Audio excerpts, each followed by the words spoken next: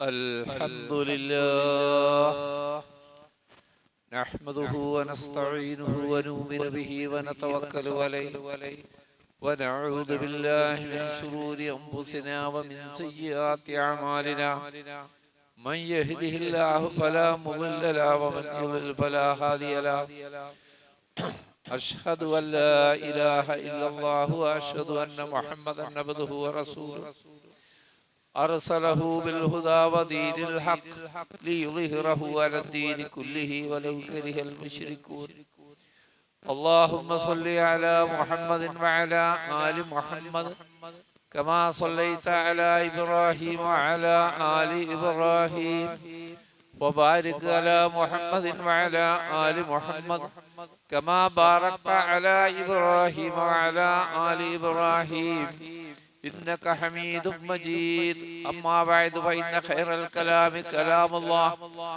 وخير الهدي هدي محمد صلى الله عليه وسلم وشر الأمور محدثاتها وكل محدثة بدعة وكل بدعة ضلالة أيها الناس أوصيكم عباد الله وإياي بالتقوى الله أعوذ بالله من الشيطان الرجيم وإذا سألك عبادي أني فإني قريب أجيب دعوة الداعي إذا دعاني فليستجيبوا لي وليؤمنوا بي لعلهم يرشدون. സൃഷ്ടാവും പ്രപഞ്ചനാഥനുമായ അല്ലാഹുവിനെ സൂക്ഷിച്ച് ജീവിക്കണമെന്ന് ആദ്യം എന്നോടും പിന്നീട് നിങ്ങളോടും വസിയത്ത് ചെയ്യുന്നു. പരമകാരുണ്യകനായ അല്ലാഹു നമ്മെ അനുഗ്രഹിക്കട്ടെ.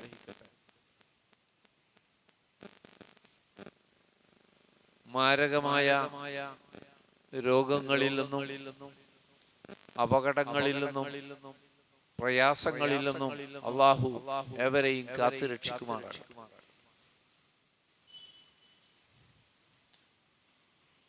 അല്ലാഹു പരിശുദ്ധ ഖുർആൻ മുഖേന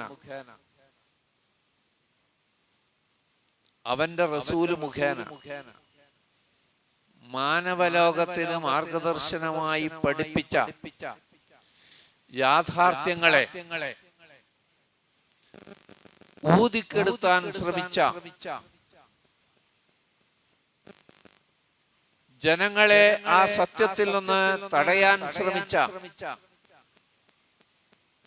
അതിനുവേണ്ടി പ്രവാചകനെ അപമാനിക്കുകയും വേദനിപ്പിക്കുകയും ചെയ്ത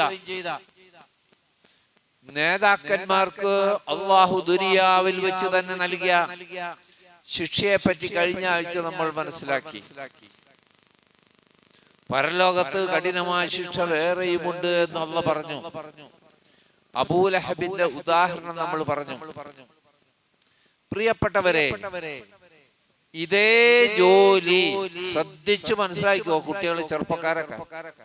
ഇതേ ജോലി അല്ലാഹു ഖുർആൻ മുഖേന പഠിപ്പിച്ച സത്യത്തിനെതിരായി, റസൂലുള്ള പഠിപ്പിച്ച സത്യത്തിനെതിരായി ഇതേ ജോലി നമ്മുടെ സമുദായത്തിലെ പണ്ഡിതന്മാരോ പുരോഹിതന്മാരോ നേതാക്കന്മാരോ ചെയ്താൽ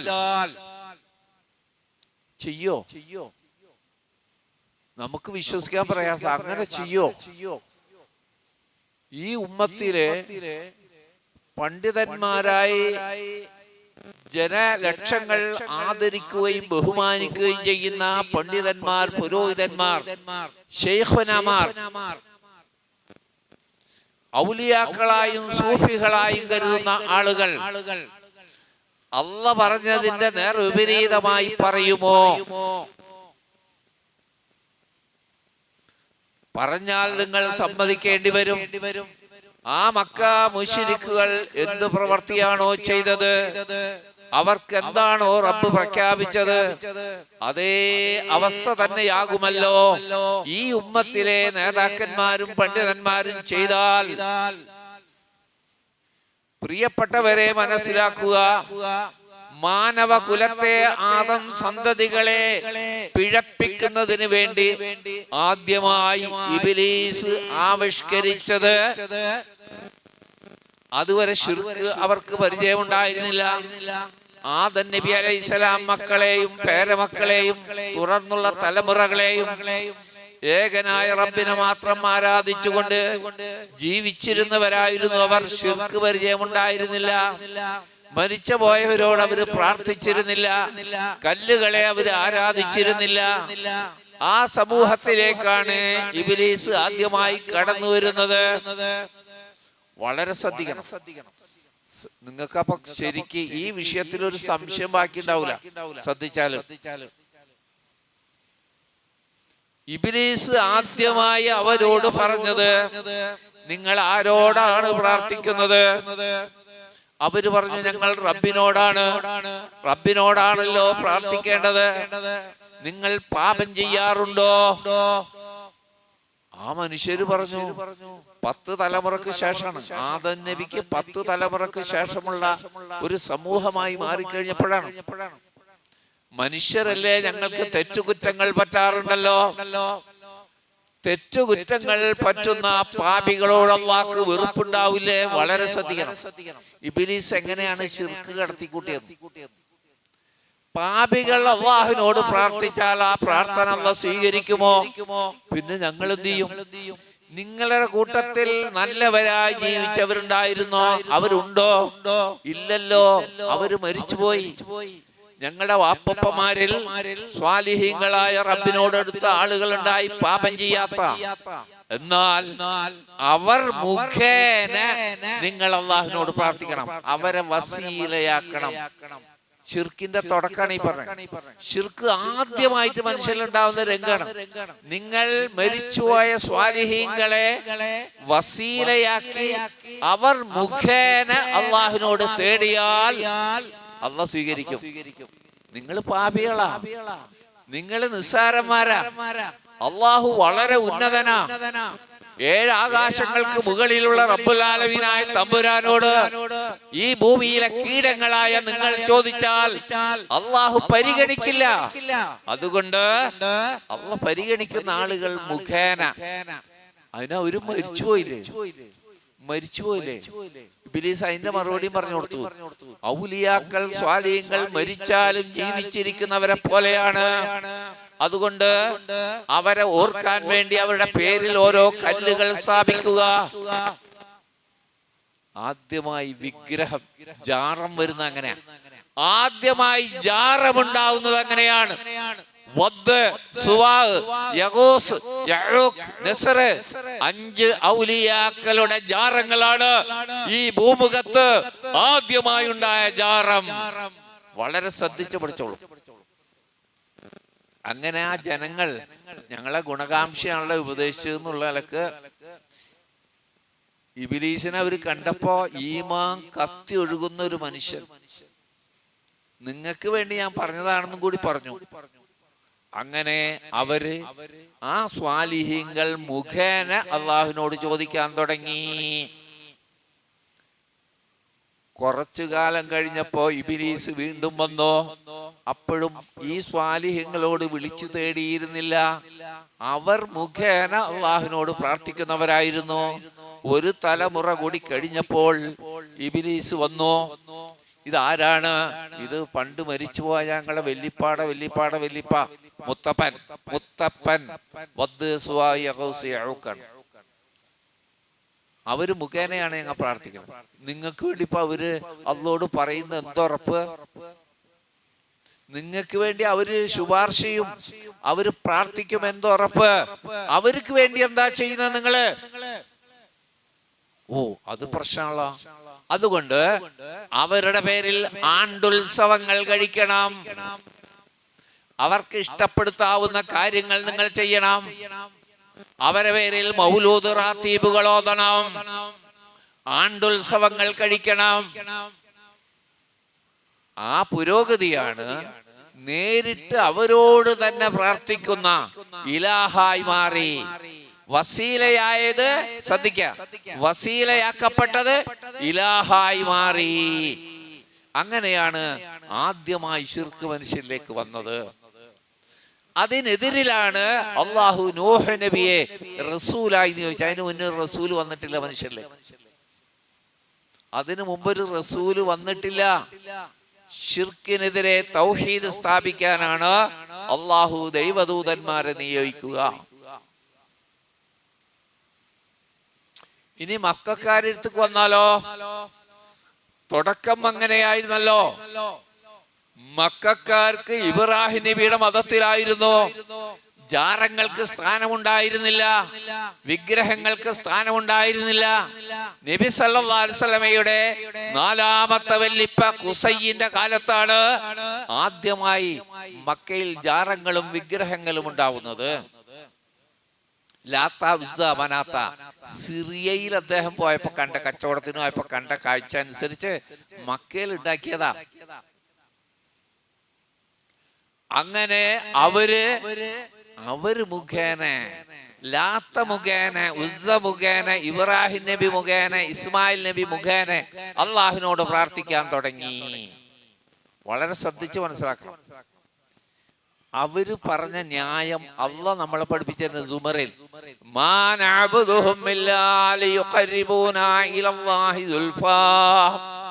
വസീലയാക്കപ്പെട്ടവർ പിന്നീട് നേരിട്ട് അവരോട് പ്രാർത്ഥിക്കുന്ന അവസ്ഥയിൽ വന്നു. അതിന്റെ ന്യായമായി അവര് പറഞ്ഞത്, മാ നഅബുദുഹും, ഞങ്ങൾ അവരോട് തേടുന്നില്ല, ഇല്ലാ ലിയുഖർരിബൂനാ ഇലല്ലാഹി സുൽഫാ. ഞങ്ങൾ പാപികളാണ്, പാപികളായ ഞങ്ങളെ അള്ളാഹുലേക്ക് അടുപ്പിക്കുന്ന മധ്യവർത്തികൾ മാത്രമാണ്, ഇടയാളന്മാർ മാത്രമാണ് ലാത്തയും ഉസ്സയും മനാത്തയും. അല്ലാഹ് പറഞ്ഞതോ, അല്ലാഹ് ഖുർആനിൽ പറഞ്ഞതോ, വഇദാ സഅലക ഇബാദി അന്നി ഫഇന്നി ഖരീബ്. അള്ളാഹുവിന്റെ റസൂലേ, എന്റെ അടിമകൾ എന്നെ കുറിച്ച് നിന്നോട് ചോദിച്ചാൽ നീ പറഞ്ഞു കൊടുക്കണം, ഫഇന്നി ഖരീബ്, ഞാനാണ് അവരോട് ഏറ്റവും അടുത്തവൻ. വളരെ ശ്രദ്ധിക്കുക നിങ്ങള്. ഈ ജുമാ ഖുത്ബയിൽ നിന്ന് ഈ വിഷയത്തിലുള്ള മുഴുവൻ സംശയങ്ങളും തീർത്തിട്ട് വേണം അള്ളാഹുവിന്റെ തൗഫീഖ് കൊണ്ട് നിങ്ങൾ പുറത്തേക്ക് പോവാൻ. ആ വിഷയത്തിൽ പിന്നെ ഒരു സംശയം നിങ്ങൾക്ക് ബാക്കി ഉണ്ടാവില്ല. എന്റെ വക ഒന്നും പറയില്ല, തെളിവ് പ്രമാണം വെച്ചിട്ടേ പറയുള്ളൂ. എന്റെ ദാസന്മാർ എന്നെ കുറിച്ച് നബിയെ താങ്കളോട് ചോദിച്ചാൽ ഫഇന്നി ഖരീബ്, അവരോട് ഏറ്റവും അടുത്തത് ഞാനാകുന്നു. ഉജീബു ദഅവത്തദ്ദാഇ, അതുകൊണ്ട് പ്രാർത്ഥിക്കുന്നവന്റെ പ്രാർത്ഥനക്ക് ഞാൻ ഉത്തരം ചെയ്യാം.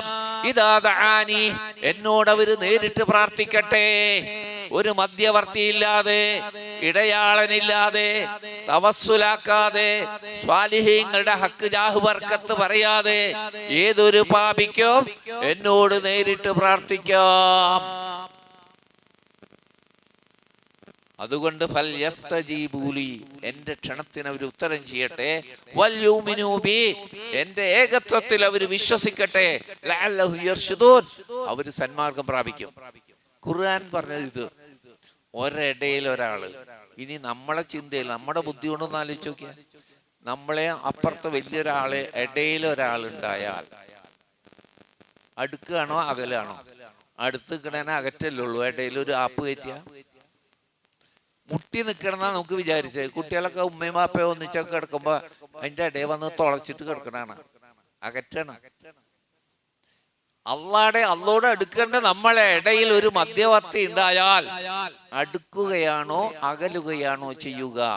നിശ്ചയമായും അകലുകയാണ്. അള്ളാഹ് പറയുന്നു, വേണ്ട, ഒരു മധ്യവർത്തി വേണ്ട, ഒരു ഔലിയ വേണ്ട, ഒരു നബിയും വേണ്ട, നേരിട്ടവര് എന്നോട് പ്രാർത്ഥിക്കട്ടെ.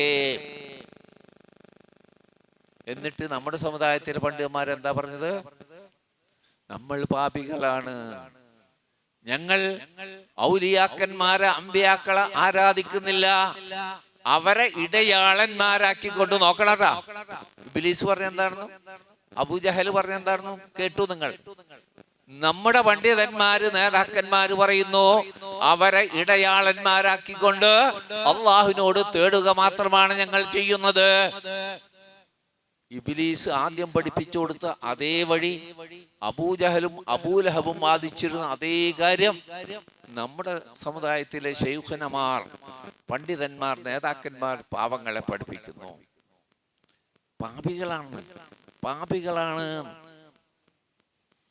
അതിന് ഉപമ പറയുന്നു അല്ലാഹ്.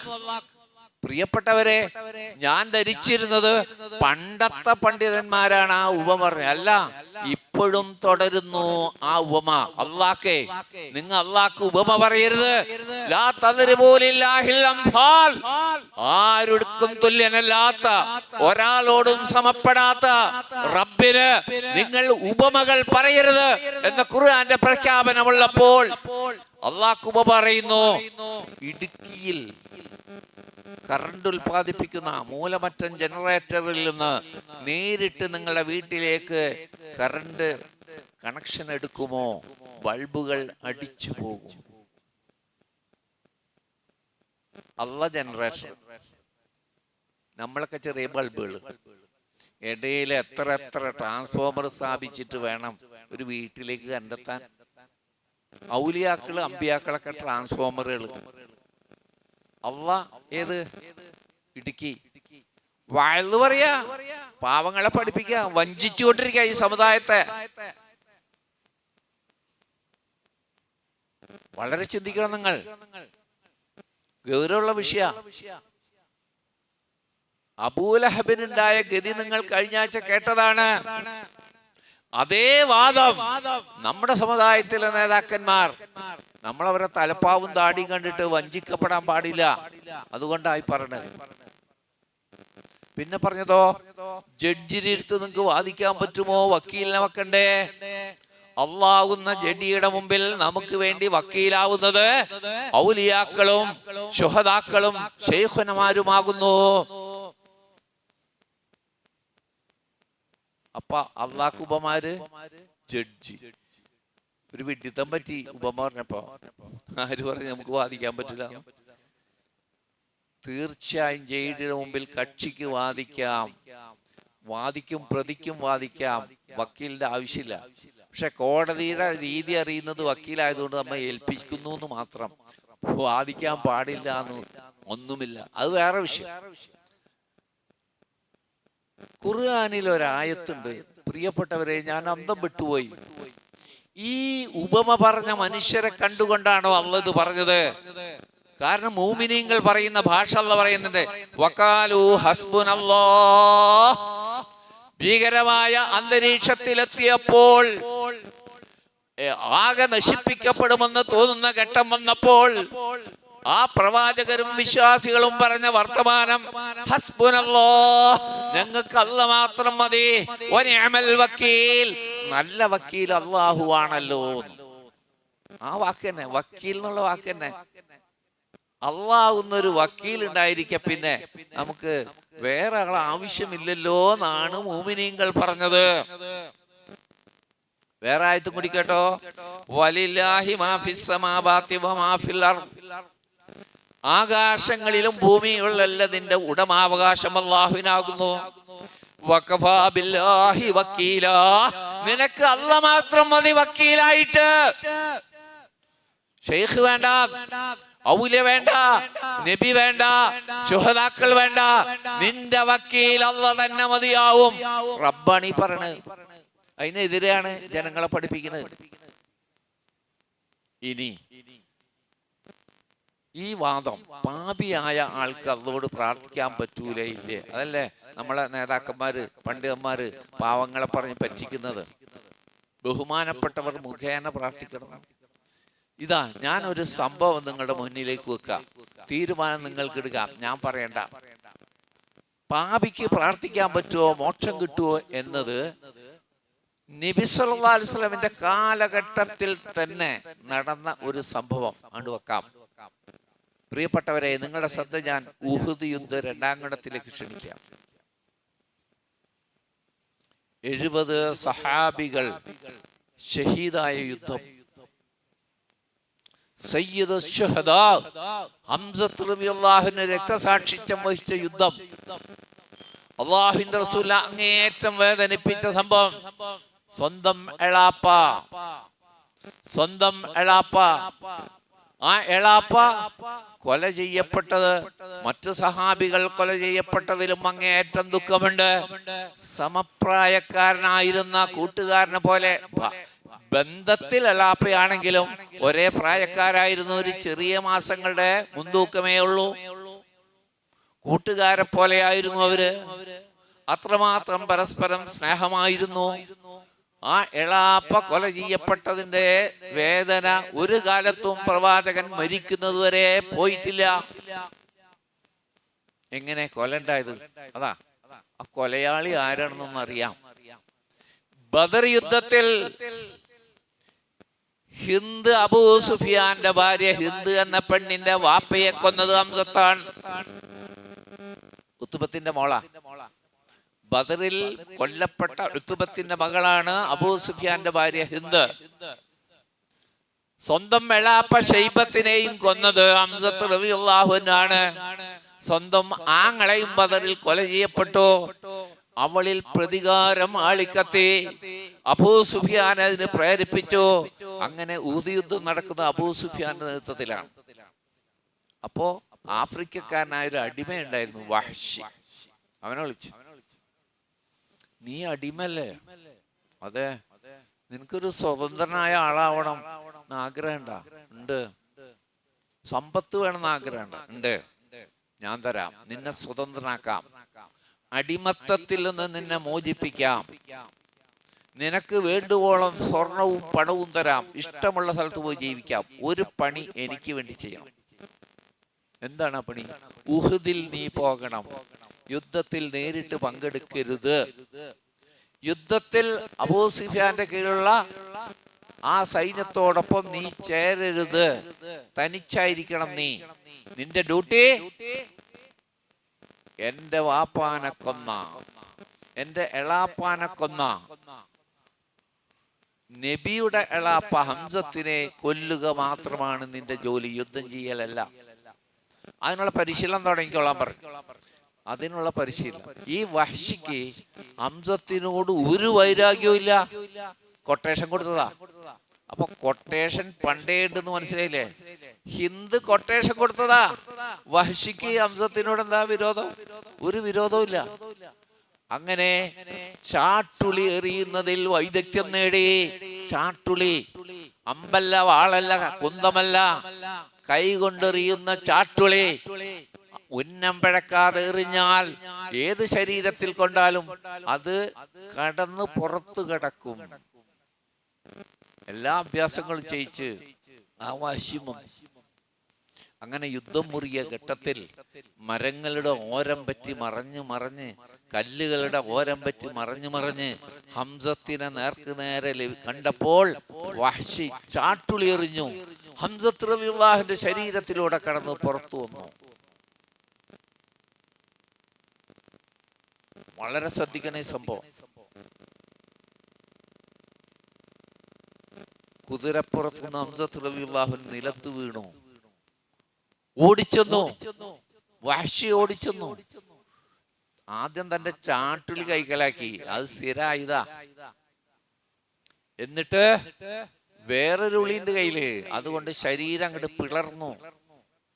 നെഞ്ചും വയറും പിളർന്നു. മരിച്ച ആളോടാണ് ഈ ചെയ്യുന്നത് നോക്കണം.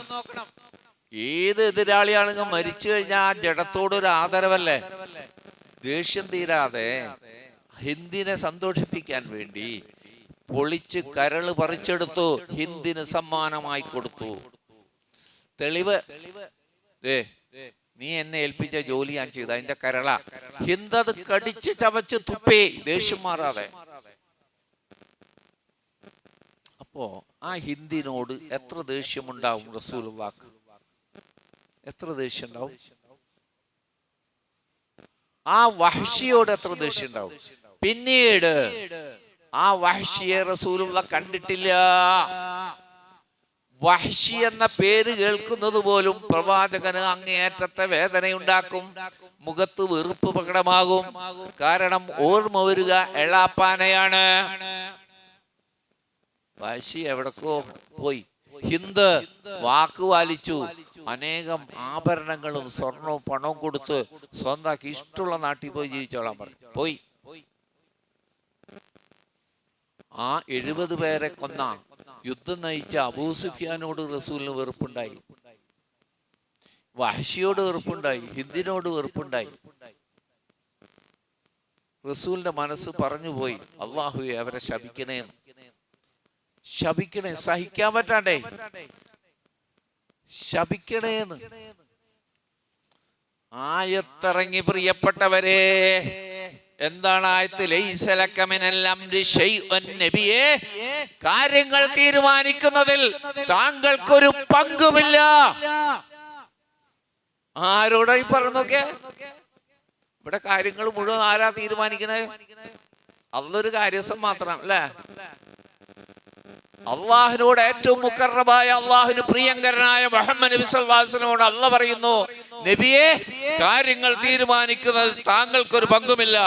അയ്യതൂബ അലൈഹി, ഒന്നുകിൽ ഞാൻ അവർക്ക് പുറത്തു കൊടുക്കും, തൗബ സ്വീകരിക്കും, ഔ യഅദിബു, അല്ലെങ്കിൽ ഞാൻ ശിക്ഷിക്കും. ഫഇന്നഹും വാലിമൂൻ, അവർ അക്രമമാണ് ചെയ്തത്, അതൊക്കെ ഞാൻ കണ്ടിട്ടുണ്ട്.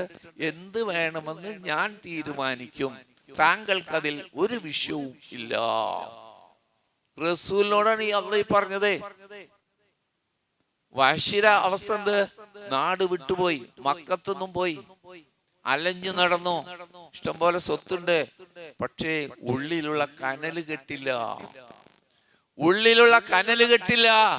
ഞാൻ എന്തൊരു അന്യായമാണ് ചെയ്തത് എന്നത് അദ്ദേഹത്തെ സൗഖ്യമില്ലാതാക്കുന്ന, സൗഖ്യം, ഇഷ്ടംപോലെ കാശുണ്ട്, പക്ഷെ സൗഖ്യമില്ല. ഒരു ദ്രോഹവും വഹ്ശിയോട് ഹംസത്ത് ചെയ്തിട്ടില്ല. ഹംസത്തിനോട് യാതൊരു വിരോധവും വഹ്ശിക്കും ഉണ്ടായിട്ടില്ല. ഞാൻ ഈ സമ്പത്തിന് വേണ്ടി ഇത്ര കൊടൂരപ്പെട്ട ഒരു കാര്യം ചെയ്തു പോയി, സ്വാലിഹായ ഉന്നതനായ ഒരു മനുഷ്യനെ കൊന്നു. ഈ വേദന ഇവിടെ നടക്കുന്ന എല്ലാ വിവരവും വഹ്ശി അറിയുന്നുണ്ട്. അവസാനം മക്കം ഫതഹായി, മക്ക കൂടി പ്രവാചകന്റെ അധീനത്തിൽ വന്നു. ഏകദേശം ജസീറത്തുൽ അറബ്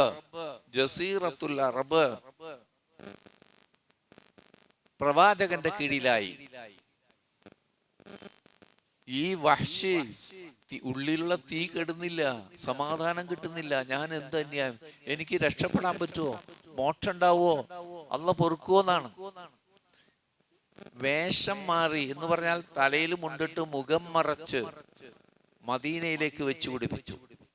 വഴിയിൽ വെച്ച് വഹ്ശിയാണെന്ന് ആരെങ്കിലും തിരിച്ചറിഞ്ഞാൽ ഉടനെ കൊല ചെയ്യപ്പെടും, ഉറപ്പാണല്ലോ. തലയിൽ മുണ്ടിട്ട് മുഖമൊക്കെ മറച്ച് ഇങ്ങനെ പതുങ്ങി അള്ളാഹുവിന്റെ റസൂലിന്റെ മുന്നിൽ വരികയാണ്. ആലോചിച്ച് നോക്ക് നിങ്ങൾ, എന്ത് പാപ ചെയ്ത്, ഏത് പാപിയായത്? നമ്മളൊന്നും അങ്ങനത്തെ പാപം ചെയ്തിട്ടില്ലല്ലോ. അള്ളാഹിന്റെ റസൂലിൽ വന്ന് അസ്സലാമു അലൈക യാ റസൂലല്ലാഹ്, നബി അന്തം വിട്ടു നോക്കി. ആരാണ് നീ? നബി സലാം അടക്കി. ആരാണ് നീ? ഞാൻ വഹ്ശിയാണ് റസൂലേ. അടുത്ത വാചകൻ റസൂല് പറഞ്ഞതിന് മുമ്പ് അഷ്ഹദു അല്ലാ ഇലാഹ ഇല്ലല്ലാഹു വഅഷ്ഹദു അന്നക റസൂലുള്ളാഹ്. ആര് ഈ പാപം ചെയ്ത, ഈ അക്രമം ചെയ്ത, മുഖം കണ്ടാൽ പ്രവാചകന് വെറുപ്പ് തോന്നുന്ന ആ ആഫ്രിക്കക്കാരനായ അടിമയായിരുന്ന ആ വഹ്ശിയാണ് ഈ വന്നു നിൽക്കുന്നത്. റസൂലിന് എന്തെങ്കിലും ചെയ്യാൻ പറ്റുമോ? കാരണം അതിനു മുമ്പ് ജിബ്രീൽ വന്നിരുന്നു. എന്താണെന്നറിയോ? ഖുൽ യാ ഇബാദിയല്ലദീന അസ്റഫൂ അലാ അൻഫുസിഹിം ലാ തഖ്നതൂ മിർ റഹ്മത്തില്ലാഹ്. പ്രവാചകന്റെ ഇഷ്ടം വെറുപ്പൊന്നും അല്ലാഹുവിന് വിഷയമല്ല. ഖുൽ, നബിയെ പറയൂ, യാ ഇബാദിയല്ലദീന അസ്റഫൂ അലാ അൻഫുസിഹിം, എത്ര പാപം ചെയ്തിട്ടുള്ള മനുഷ്യനാണെങ്കിലും ലാ തഖ്നതൂ മിർ റഹ്മത്തില്ലാഹ്, അല്ലാഹുവിന്റെ കാരുണ്യത്തിൽ നിന്ന് നിരാശപ്പെടരുത്. മുഴുവൻ പാപം അല്ലാഹു പുറത്തു കൊടുക്കുന്നു. മുഴുവൻ പാപവും. നബിക്ക് ആളോട് ഇഷ്ടമുണ്ടോ ഇഷ്ടമില്ല എന്നുള്ള അള്ളാഹുടെ വിഷയമല്ല. അബൂ താലിബിനോട് ഭയങ്കര ഇഷ്ടമായിരുന്നു, മുസ്ലിം ആയില്ല.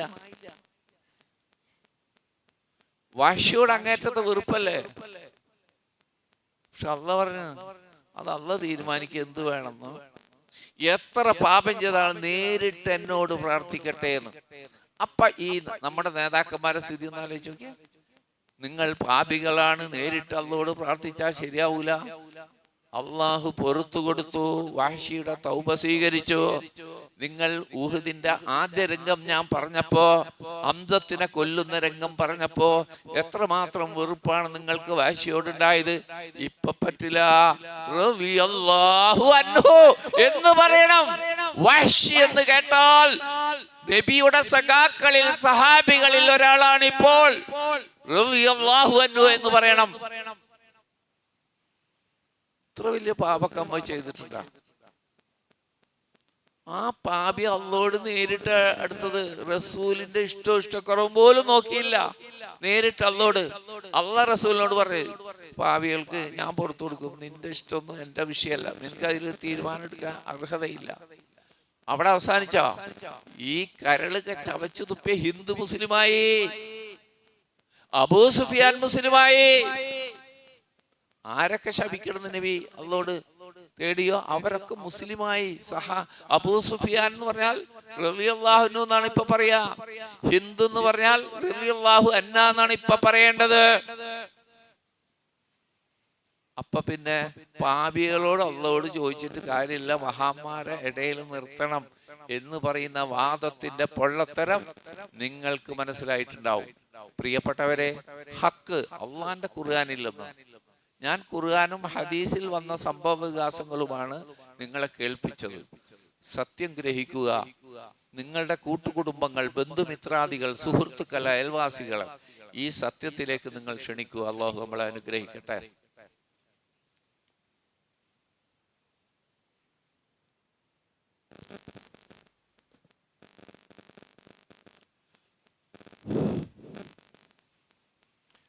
അൽഹംദുലില്ലാഹ്. اللهم صل على محمد وعلى آل محمد. أيها الناس أوصيكم عباد الله وإياي بتقوى الله. അള്ളാഹുവിനെ സൂക്ഷിക്കണമെന്ന് ഒരിക്കൽ കൂടി എന്നെയും നിങ്ങളെയും ഓർമ്മപ്പെടുത്തുന്നു. പ്രിയപ്പെട്ടവരെ, നമ്മുടെ കൂട്ടത്തിൽ പലരും രോഗികളാണ്. ഇവിടെ വന്നുകൊണ്ടിരിക്കുന്നവർ, ചുമക്ക് വന്നവരിലും രോഗികളുണ്ട്, ആശുപത്രിയിൽ ചികിത്സയിലുണ്ട്. പലരും പ്രാർത്ഥിക്കണമെന്ന് ആവശ്യപ്പെട്ടിട്ടുണ്ട്. ഇവിടെ വന്നുകൊണ്ടിരുന്ന പലരും മരിച്ചു പോയിട്ടുമുണ്ട്. മരിച്ചുപോയവർക്ക് അല്ലാഹു പുറത്തു കൊടുക്കുകയും കരുണ ചെയ്യുകയും ചെയ്യുമാറാകട്ടെ. രോഗികളായി ആസ്പത്രികളിലും വീടുകളിലും കഴിയുന്ന നമ്മോട് പ്രാർത്ഥിക്കാൻ ആവശ്യപ്പെട്ടവർക്ക് പരിപൂർണ ശിഫ നൽകി അള്ളാഹു അനുഗ്രഹിക്കുമാറാകട്ടെ. പ്രിയപ്പെട്ടവരെ, നമ്മൾ മുഹറം മാസത്തിലാണ്. നമ്മളിപ്പോൾ ഉള്ളത് മുഹറം മാസത്തിലാണ്.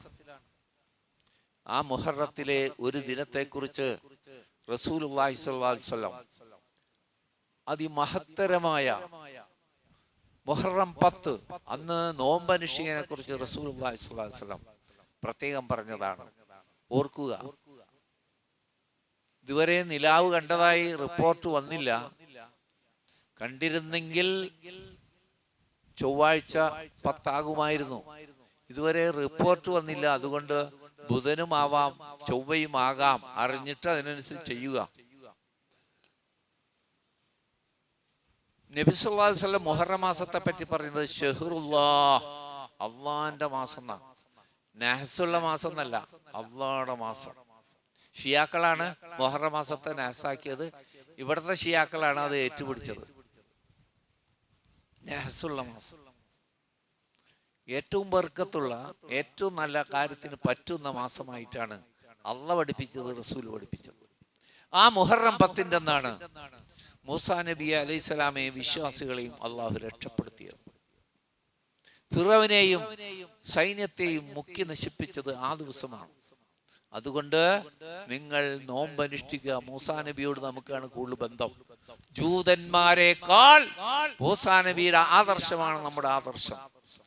യൂതന്മാരും മൂസാ നബിയുടെ ആദർശം കൈയൊഴിച്ചു. നമ്മളാണ് മൂസാ നബിയുടെയും ഈസാ നബിയുടെയും മുഹമ്മദ് നബിയുടെയും ഒക്കെ ആദർശം കൊണ്ടിടക്കുന്നവർ. നമുക്കാണ് ബന്ധം. ആ ദിവസത്തെ നോമ്പിന്റെ പ്രത്യേകത അറിയോ? കഴിഞ്ഞ ഒരു കൊല്ലത്തെയും വരാനുള്ളൊരു കൊല്ലത്തെയും പാപം പൊറുക്കും ഒരു ദിവസത്തെ നോമ്പ് കൊണ്ട്.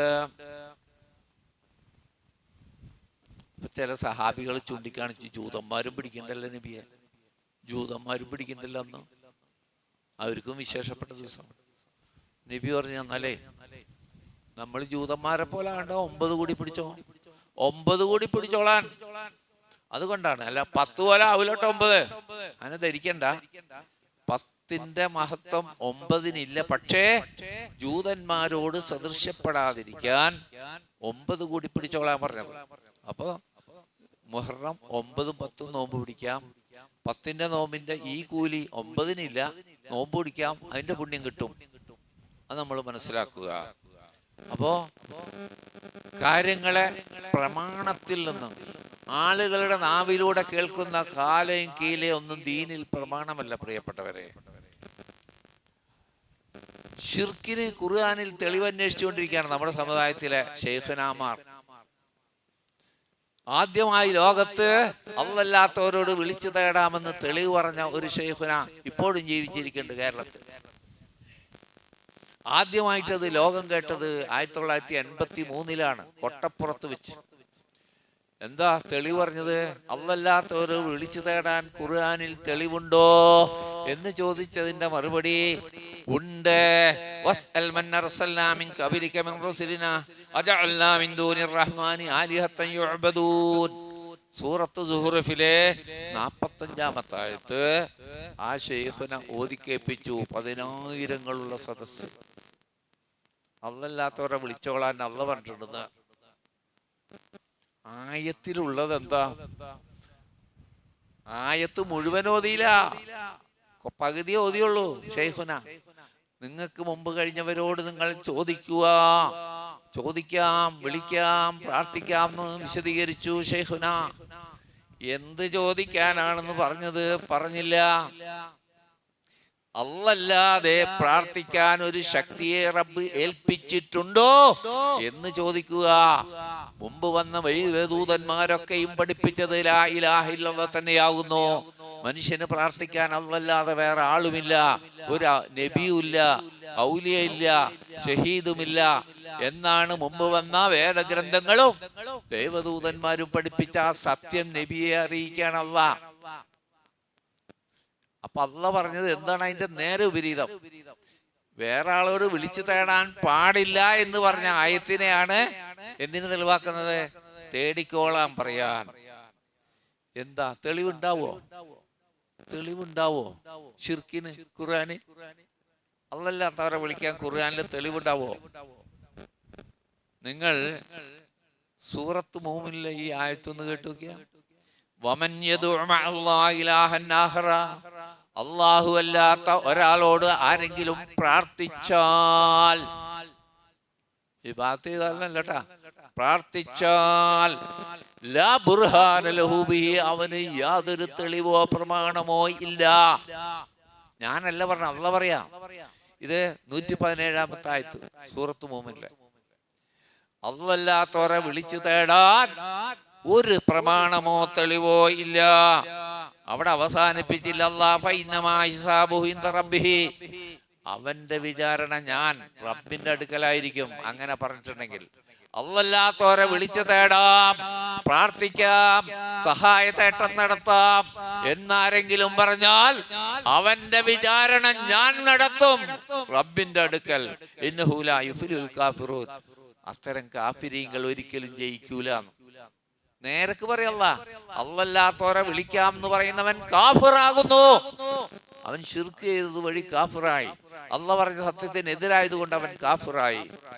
ഇനി നിങ്ങൾ ശ്രദ്ധിക്കുക സഹോദരങ്ങളെ, നമ്മുടെ സമുദായത്തിന്റെ സ്ഥിതി, നമ്മുടെ ജനങ്ങളുടെ സ്ഥിതി, നമ്മുടെ ബന്ധുജനങ്ങൾ, നമ്മുടെ വീട്ടിൽ തന്നെ ഉണ്ടാവാം. എന്തെങ്കിലും സ്വന്തം ഭാര്യക്ക് വർത്താനം പറഞ്ഞു കൊടുത്തു. നിങ്ങൾ സ്വന്തം ഭാര്യയോട്, നിങ്ങൾ ഇവിടെ വരുന്നുണ്ട്, കുത്തുപോക്കുണ്ട്, സ്വന്തം ഭാര്യയോട് ഇങ്ങനെയൊക്കെയാണ് കാര്യം നിങ്ങൾക്ക് ഭയങ്കര ഇഷ്ടല്ലേ ഭാര്യയോട്? എന്നിട്ട് പറഞ്ഞിട്ടുണ്ടാ? നിങ്ങള് ലാളിച്ചു വളർത്തിയ മക്കള് അവരോട് പറഞ്ഞിട്ടുണ്ടാ? നിങ്ങളെ കഷ്ടപ്പെട്ട് വളർത്തിയ ഉമ്മോടും ഉപ്പോടും ഈ തൗഹീദിന്റെ സത്യം പറഞ്ഞു കൊടുത്തിട്ടുണ്ടാ നിങ്ങൾ? എന്നിട്ടല്ലേ അയൽപക്കക്കാര്, എന്നിട്ടല്ലേ സുഹൃത്തുക്കള്, എന്നിട്ടല്ലേ നാട്ടുകാര്? പ്രിയപ്പെട്ടവരെ, ഇതിനേക്കാൾ പുണ്യം കിട്ടുന്ന, ഇതിനേക്കാൾ പുണ്യമുള്ള മറ്റൊരു പ്രവൃത്തിയില്ല. വമൻ അഹ്സനു ഖൗലം, മിമ്മൻ ദഅ ഇലല്ലാഹി വഅമില സ്വാലിഹ. അല്ലാഹ് പറയാണ്, ഞാനല്ല. അതിലും വലിയൊരു വർത്താനില്ല. റബ്ബിലേക്ക് ക്ഷണിക്കുന്ന, റബ്ബിനെ മാത്രം ആരാധിക്കണം, അവനോട് മാത്രം പ്രാർത്ഥിക്കണം, അവനോട് മാത്രം സഹായത്തേട്ടം നടത്തണം എന്നതിലേക്ക് ക്ഷണിക്കുന്നതിനേക്കാൾ ഉത്തമമായ ഉത്കൃഷ്ടമായൊരു വാക്ക് വേറെയില്ല. അപ്പൊ നിങ്ങൾ ഈ കേട്ടതിന്റെ അടിസ്ഥാനത്തിൽ വിലയിരുത്തുക. നമുക്ക് ആദരവൊക്കെ തോന്നിപ്പോവും കണ്ടാൽ. പക്ഷേ ഇത് മക്കയിലെ അബൂജഹലും അബൂലഹബും വാദിച്ച അതേ വാദം, അതിനേക്കാൾ വലിയ വാദം. ഒരു 2 മിനിറ്റ് കൂടി നീളുകയാണ് കുത്തുബ. അവരെന്താ, അബൂലഹബ് എന്തെന്നാ പറയാ നിങ്ങൾ കേട്ടത്? അള്ളാഹുവിലേക്ക് ഞങ്ങൾ പാപികളാണ്, താഴെയുള്ളവരാണ്, അതുകൊണ്ട് ഏറ്റവും മുകളിലുള്ള അള്ളാഹുവിലേക്ക് മധ്യവർത്തികളായി, ഇടയാളന്മാരായി. ഇപ്പോ ഒതുടുപ്പിച്ചിട്ട്, പായ വിരിച്ചിട്ട്, തലയാണി വെള്ളമുണ്ട് വിരിച്ച്, ചന്ദൻ തിരി കത്തിച്ച് ചെല്ലിക്കണമെന്നറിയോ? അരിപ്പത്തിയിലിട്ട് സീറാത്ത് കിടക്കുന്നാൾ ശങ്കർ മൊഹീദ്ദീൻ കാവേലിയിലേകല്ലോ. ചെല്ലുന്ന ആള് ശ്രദ്ധിക്കില്ല എന്തായി പറഞ്ഞു. അബൂജഹലിനെ കടത്തി വെട്ടി. അബൂജഹല് ഈ മഹാന്മാര് മുഖേന അള്ളോടായിരുന്നു. ഇവിടെ അള്ളോടാ പ്രാർത്ഥിക്കുന്നത്. എന്തെന്ന്? സിറാത്ത് എന്ന നേരിയ പാലം കടക്കുമ്പോൾ മൊയ്തീൻ ഷേഖിന്റെ കാവല് അള്ളോട് മേടിച്ചു കൊടുക്കാൻ. ആര് മോളിയിലായി, ആരിടയിലായി? കുട്ടികൾ ശ്രദ്ധിച്ചു പഠിച്ചോ. ആര് മോളിയിൽ? അള്ളാടെ മോളിയിൽ ഷെയ്ഖ് അള്ളോട് മേടിച്ചു തരണട്ടാ. ഇത് സിറാത്തിന് മാത്രമല്ല, മരണസമയത്ത്, പ്രയാസത്തിന്റെ സമയത്ത് മൊയ്തീൻ ഷെയ്ഖിന്റെ കാവല് അള്ളാ നീ തങ്ങൾക്ക് മേടിച്ചു തരണേ. അള്ളാടെ കാവല് അല്ലട്ടോ ചോദിക്കണേ, മൊയ്തീൻ ഷെയ്ഖിന്റെ കാവല്. മൂപ്പര ഈ ഷെയ്ഖിന്റെ മരണ സമയത്ത് കാവല് സ്വന്തം നിൽക്കാൻ പറ്റാണ്ട് മരിച്ചു പോയ ഒരാള്. സ്വന്തം മരണത്തില് മലക്കുൽ മൗത്ത് കൊണ്ട് കൊണ്ടുപോയി, ഒരു കാവലും ഉണ്ടായില്ല.